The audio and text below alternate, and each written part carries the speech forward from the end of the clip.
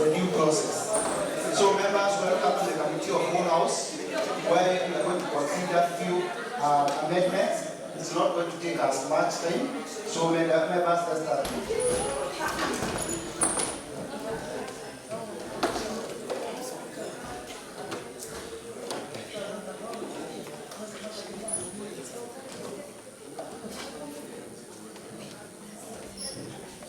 Let's take our seats.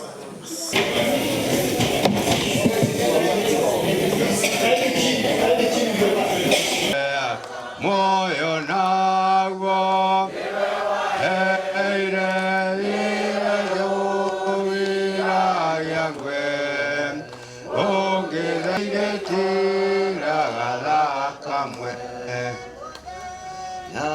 ona tu wiro na tiguo tungienda magarure nigetha mathikiririe andu aku na magegania utwikiire mwaka uyu wa 2024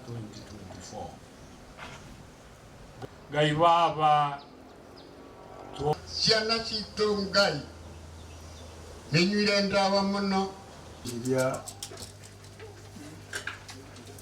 agogono muno moke na nikio kundu guothe thiini wa bururi wa Kenya agikuyu matunganite ona ni gukugia na kecha makanitha-ini riu ni iria ritu Ngai baba na kio kia mundu undu ucio ungi wa gatatu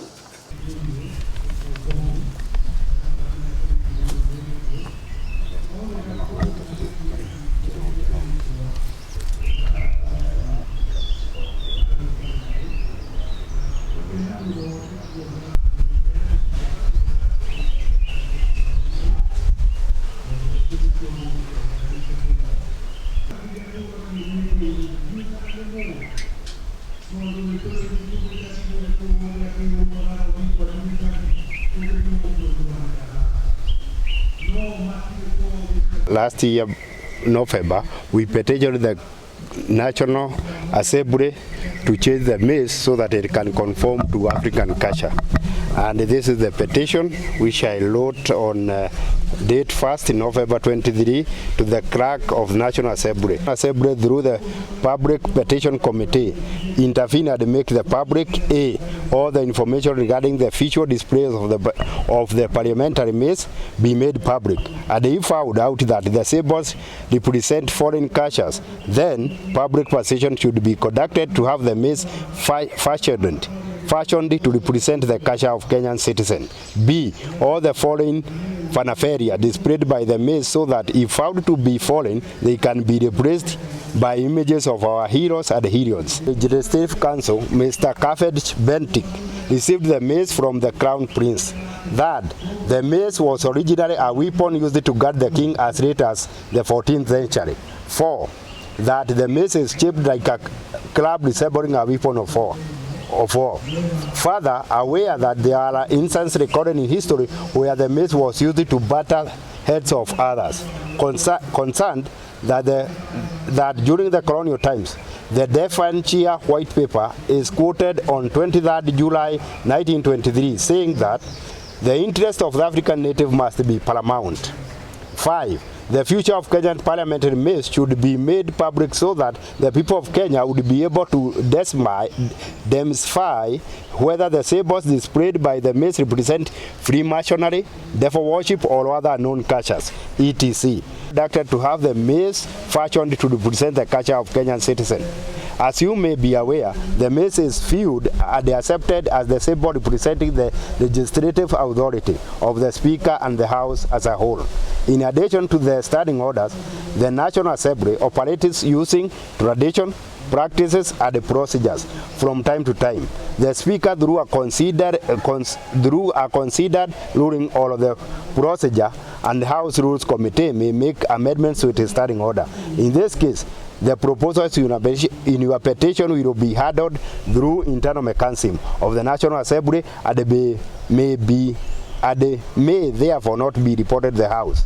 Yours, Kim K. Arap Kirui, for Clerk of National Assembly, was made as a club. It was used to clobber those who are against the king on during 14th centuries, and it was made to go to any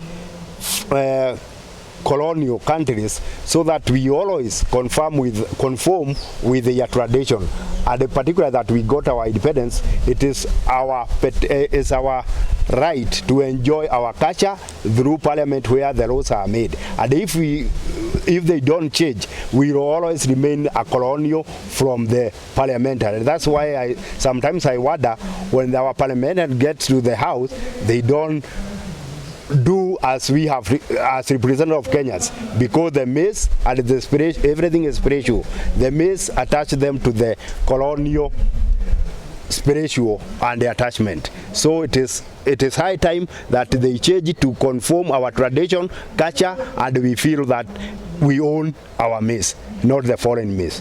It was the same club, and as you have mentioned, and that's why the Genesis also they took it away, because they thought that it has not represented the articulation or what they desire.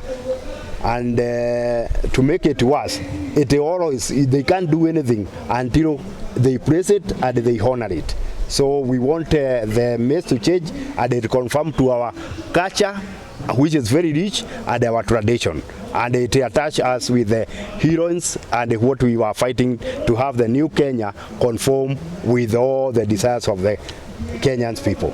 It's my appeal, they do something before 2025 ends. Before we petition for the removal either of the Senate or woman rep, so that we can have our culture represented with parliament. That's when we shall feel that we have Kenyans in our mind and our souls. I have advised my lawyers to look for the option. If this is not done within the next 3 months, we'll write again to the speaker and request immediate action before we go and demand for a new, or we can modify our own Mace and present it to the parliament.